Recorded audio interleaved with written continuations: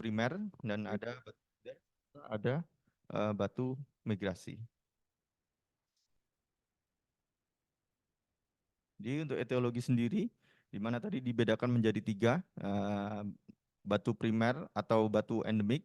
Ini merupakan batu yang di dalamnya di urinary tract itu sendiri tidak ada kelainan dari patologi anatomi itu sendiri. Selain itu, pada anak-anak di daerah dengan hidrasi yang buruk, serta diare berulang, dan diet protein hewani yang tinggi, ini dapat menyebabkan batu primer atau batu endemik. Untuk batu sekunder, di mana ini pembentukan batunya disebabkan oleh adanya kelainan dari secara struktur anatomi itu sendiri pada saluran kemih atau urinary tract ini. Meliputi ini banyak hal yang bisa menyebabkan di mana ada kelainan anatomi seperti bladder outlet obstruction atau BOO ini sekitar menyumbang 45-79% ini dari seluruh batu vesika yang ditemukan pada seluruh kasus. Terus ada neurogenic bladder ini juga bisa menyebabkan adanya batu pada vesika urinaria. Selain itu juga bakteriuria kronis, benda asing ini termasuk penggunaan kateter jangka lama atau jangka panjang. Selain itu juga ada divertikula kandung kemih dan augmentasi kandung kemih, bahkan diversi urin juga dapat menyebabkan batu sekunder pada vesika urinaria ini. Yang ketiga ada batu migrasi, di mana batu migrasi ini secara definisi berasal dari urinary tract bagian atas buli, yang di mana dia secara langsung melewati ureter. Biasanya ini yang menyebabkan awal mula terjadinya batu buli yang membesar, karena dia menjadi nidus dan menjadi fokus dari penyatuan dari batu itu sendiri. Faktor risiko sendiri, batu kandung kemih ini akan terbentuk pada 3-4,7% pria yang menjalani operasi dari prostat jinak. Selain itu juga pada pasien-pasien dengan cedera spinal cord injury ini yang incomplete maupun complete, di mana 19-39% ini bisa terjadi batu buli pada spinal cord injury yang incomplete, dan lebih besar lagi pada 36-67% ini pada spinal cord injury yang komplit. Lalu ada penggunaan kateter jangka panjang, ini juga menyumbang pembentukan batu buli sebanyak 2,2%. Nah, untuk analisis batu ini, di mana banyak jenis bahannya. Jadi ada batu kalsium yang kandungannya seperti oksalat dan fosfat, ini menyumbang paling banyak 42%. Selain itu juga ada magnesium amonium fosfat, mana ini merupakan batu infeksi yang menyumbang 33%, dan batu campuran menyumbang 10%, serta batu asam urat 14%.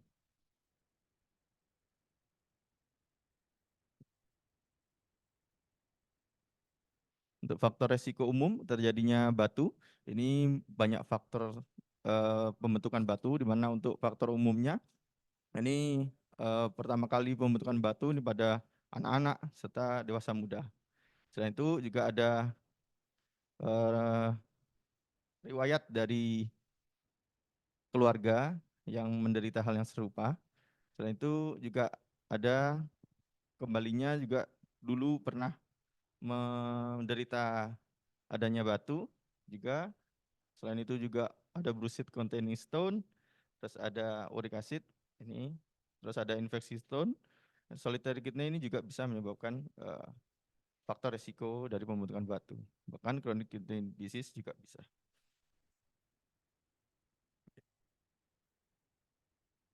Ini untuk penyakit yang berasosiasi dengan pembentukan batu, di mana ada hyperparathyroidism, terus metabolic syndrome, mineral bone disorder, nephrocalcinosis, polycystic kidney disease, dan yang lainnya. Untuk genetik, ini ada cystinuria, primary hyperoxaluria, renal tubular acidosis, dan yang lainnya. Untuk drug induce ini bisa batu yang disebabkan oleh penggunaan obat seperti obat-obatan antiretroviral itu indinavir juga bisa menyebabkan batu indinavir. Untuk anatomical abnormality jadi tidak ketidak normalan dari struktur anatomi ini juga bisa menyebabkan pembentukan batu. Seperti medullary smoking kidney, terus adanya obstruksi pada auditory pelvic junction dan yang lain. Selain itu juga ada beberapa faktor yang pekerjaan yang menyebabkan terjadinya menyumbang resiko terjadinya batu itu sendiri seperti bekerja di tempat yang panas dan itu juga adanya chronic lead dan cadmium exposure. Untuk presentasi kasus dari bladder stone ini sendiri, untuk gejalanya ini paling sering dengan frekuensi kencing yang meningkat. Dan itu juga ada hematuria yang tipenya yang terminal, di mana dia merah di akhir saat miksi, setelah miksi. Selain itu adanya disuria atau nyeri pada saat berkemih. Selain itu juga ada nyeri suprapubik, ini di mana pada akhir miksi. Untuk gejala pada anak ini ada gejala khas di mana ada gerakan penarikan penis, terus susah buang air kecil, bahkan sampai retensi urin. Mana juga prolaps rekti ini bisa terdapat pada anak-anak karena mengejan karena spasmenya kandung kemih. Untuk diagnosis dari batu kandung kemih ini menggunakan paling sederhana menggunakan BNO dengan sensitivitas 21 sampai 78%. Ini biasanya 21 sampai 78% ini pada kasus-kasus yang sudah terdeteksi yang setelah itu terdeteksi pada saat sistoskopi. Selain itu juga kita bisa menggunakan USG dengan sensitivitas 20 sampai 83% dengan spesifisitas 98 sampai 100%. Dan itu juga kita bisa menggunakan yang lebih advance lagi, itu CT scan, bahkan sistoskopi, ini memiliki sensitivitas yang lebih tinggi daripada USG ataupun BNO itu sendiri. Nah, untuk diagnosis batu kandung kemih ini masih dengan prinsip ALARA di mana terutama pada anak-anak ini. Untuk penyebab kandung kemih sendiri ini, jadi pemeriksaan. Jadi kita ketika umpama kita mendiagnosis anak-anak dengan batu kandung kemih, kita harus melakukan pemeriksaan fisik anamnesis terlebih dahulu. Lalu kita mencoba untuk melakukan pemeriksaan fisik pada alat kelamin secara eksternal, serta colok dubur untuk melihat saraf-saraf sensorinya dan serta motornya. Selain itu kita bisa melakukan uroflometri dan penilaian urin ya, residual fosfoidnya dan dipstick urin serta pH bahkan kultur. Untuk penilaian metabolik kita bisa mengecek kreatinin, kalsium, asam urat serta darah lengkap. Untuk analisis kandungan batu ini perlu dilakukan pada pasien dengan kejadian atau menderita batu pertama kali. Pada pasien-pasien tertentu ini penyitaan saluran kemih bagian atas perlu dilakukan dan kita juga bisa melakukan sisto-uretroskopi atau uretrogram.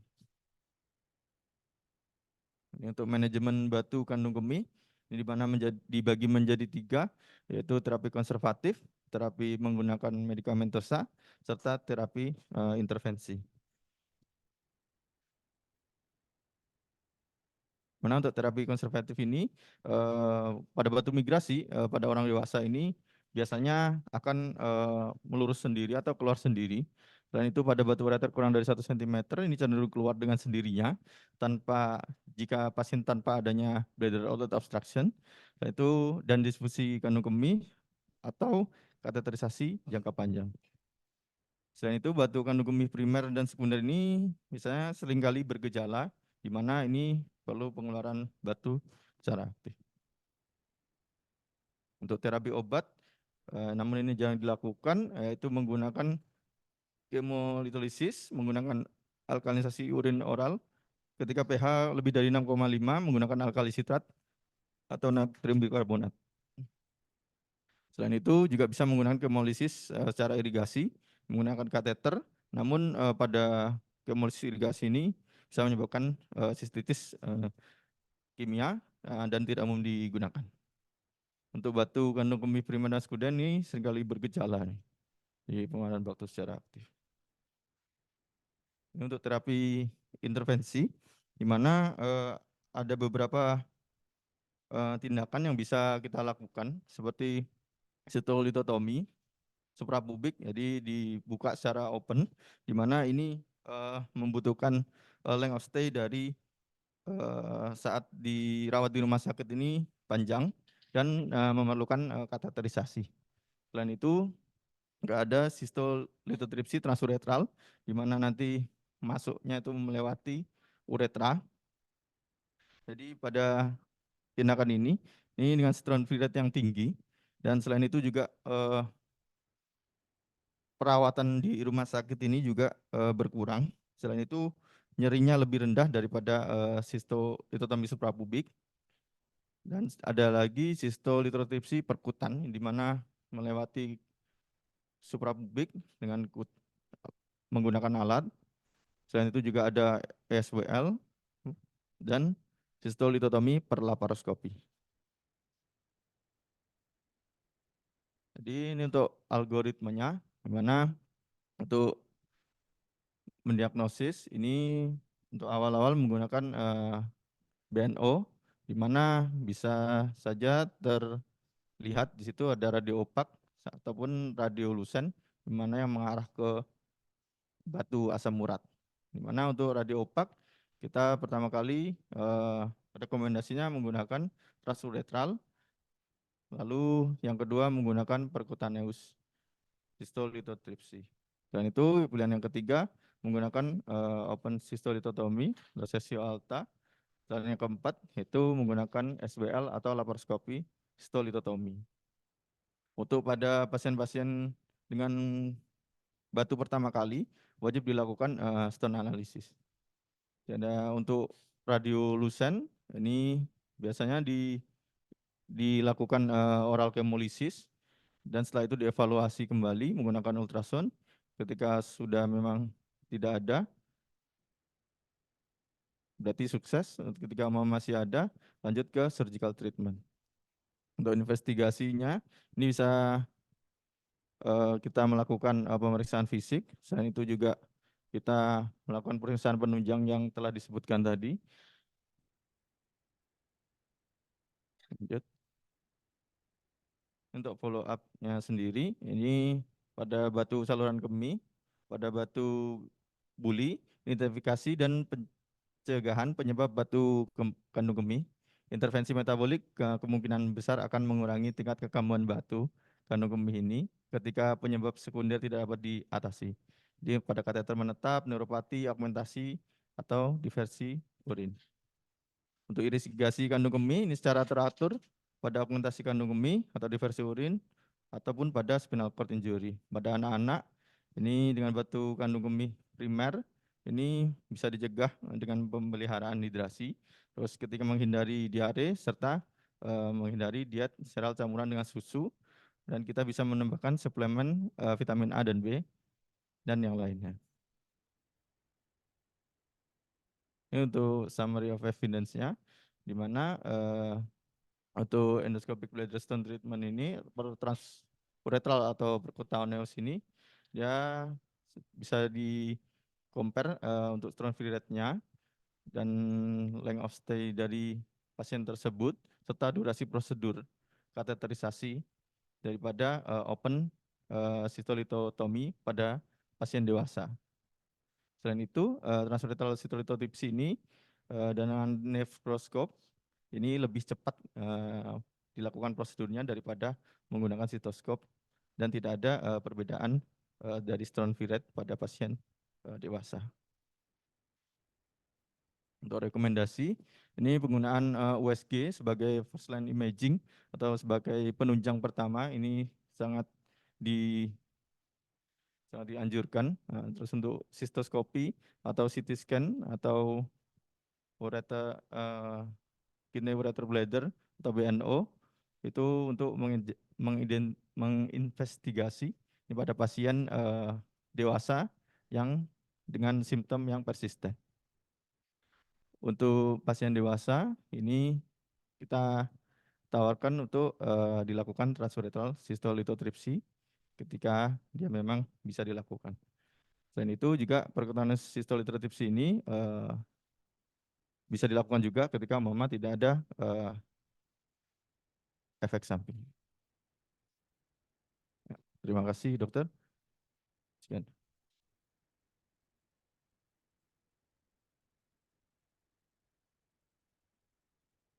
Iya, silakan kalau ada yang tanya. Ini penting sekali ya batu buli. Jarang sekarang.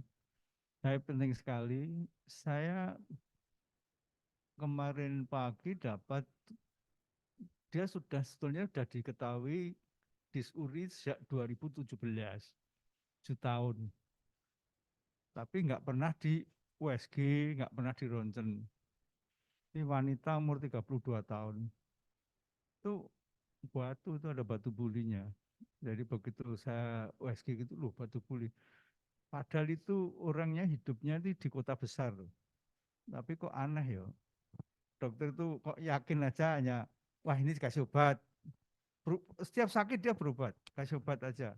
Tapi sekali lagi perlu imaging ya kalau melakukan sesuatu ada simptom itu dilengkapi urinalisa, dipoto dan sebagainya.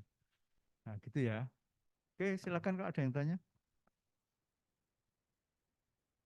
Jadi dapat ilmunya itu kayak gini nih. Dulu diciptakan EAU reading ya, itu supaya Anda terekspos, termasuk apa itu Campbell reading itu terekspos. Campbell reading masih aja enggak, Mat? Ya. Eh, saya selama pendidikan itu merasakan dulu itu Prof. Joko itu kalau nanya itu suruh ngambil bukunya. Masih ingat, Mat? Di di ruang gini nih ada pustakaannya. Jadi kalau ngomong itu ambil bukunya gitu. Jadi kan waktu saya pendidikan Campbell itu masih 5 jilid. Jadi kalau kita ngambilnya bingung gitu, udah ketahuan, nggak baca. Nah itu. Tolong ngambil bukunya yang mana? Misalnya kita bicara batu ini, ambil buku 3 gitu langsung dibuka gitu. Ini loh, berarti kamu baca.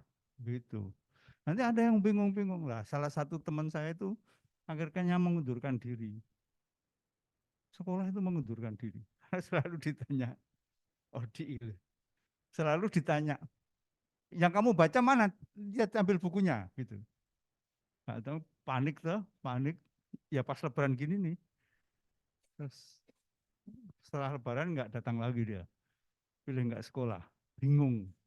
Karena selalu pertanyaannya, jadi perpustakaannya itu di sini nih, di ruang pertemuan dulu di lantai 3.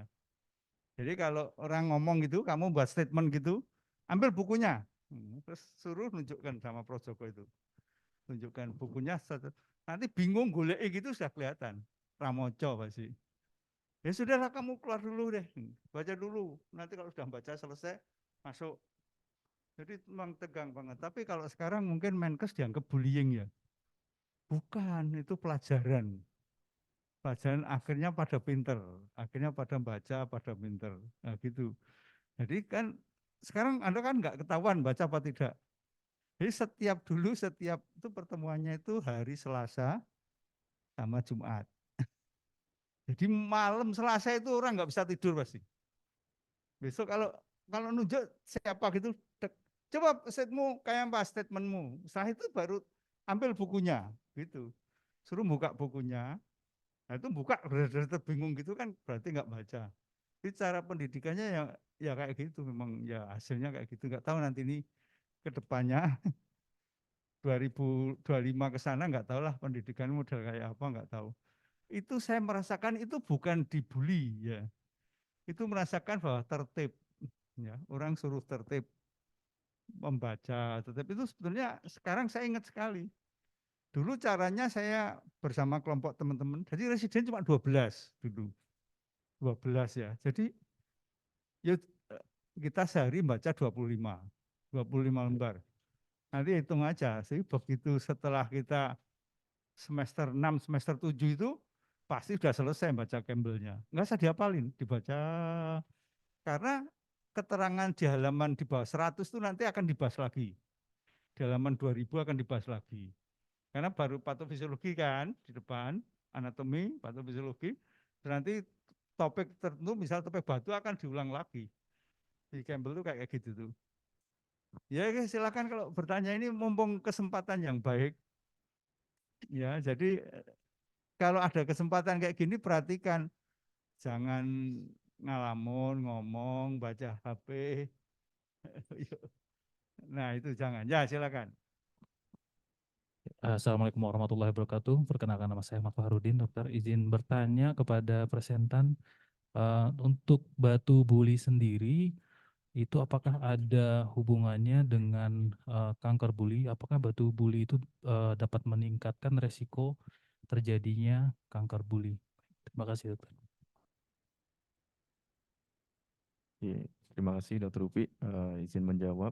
Untuk batu buli sendiri itu meningkatkan resiko terjadinya kanker buli.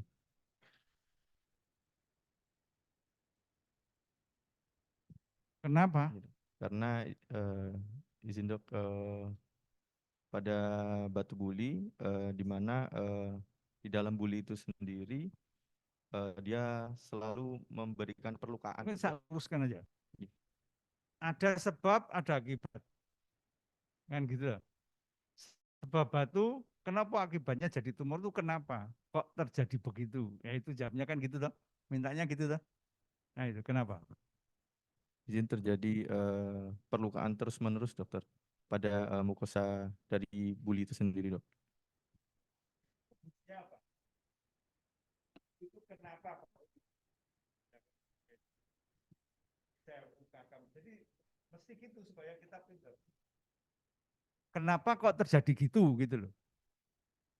Kejadiannya tumor itu kayak apa toh? Kok jadi tumor tuh kenapa? Nah, kamu harus pelajari. Loh kok ada tumor? Kok kok jadi tumor tuh kenapa? Lah itu kenapa?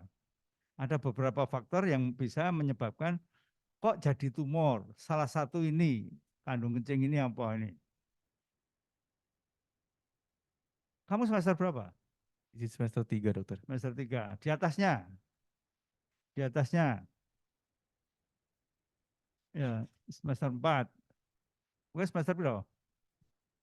Izin dok, semester 4 dok. 4 ya, gimana?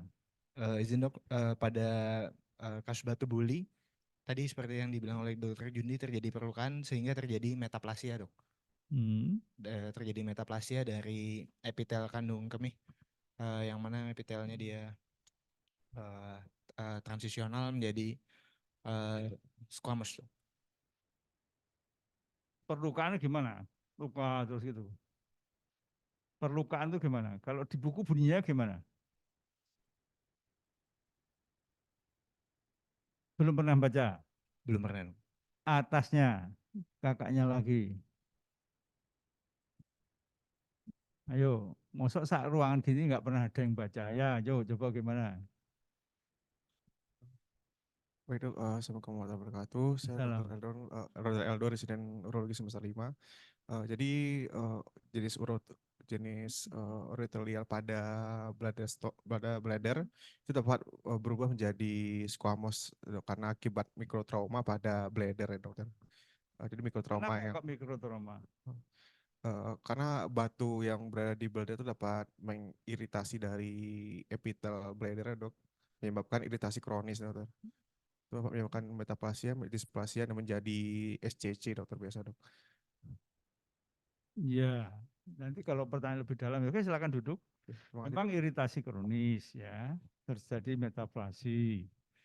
Metaplasinya squamous. Jadi tumornya squamous cell. Nah, gitu. Jadi kalau kamu nggak tahu basic susah. Jadi goyang dikit nanti ada pertanyaan dikit, goyang dikit bingung nanti. Jadi kamu masih semester 3 belajar. Patofisiologinya ngapain ya pada tumor? Lu kok ada gitu? Lu tumor kenapa tuh kok sel tumor itu apa tuh? Sel tumor itu harusnya pasien sel itu mati tidak mati. Dia hidup terus. Terus berjubel banyak sekali. Nah, kenapa nanti lebih dalam lagi ada metabolisme yang terganggu itu tuh gitu. Jadi supaya nanti kalau dikasih pertanyaan ini itu sudah bisa menjawab. Oke, ada pertanyaan lagi? Saya kira sudah 7:30 ya. Saya kira terima kasih. Siap, dokter. Ya, Terima lanjutin, kasih. Pak. Ya, monggo. Ya. Terima kasih dokter. Izin untuk acara selanjutnya dilanjutkan dengan asesmen pertama oleh Dr. Aldi.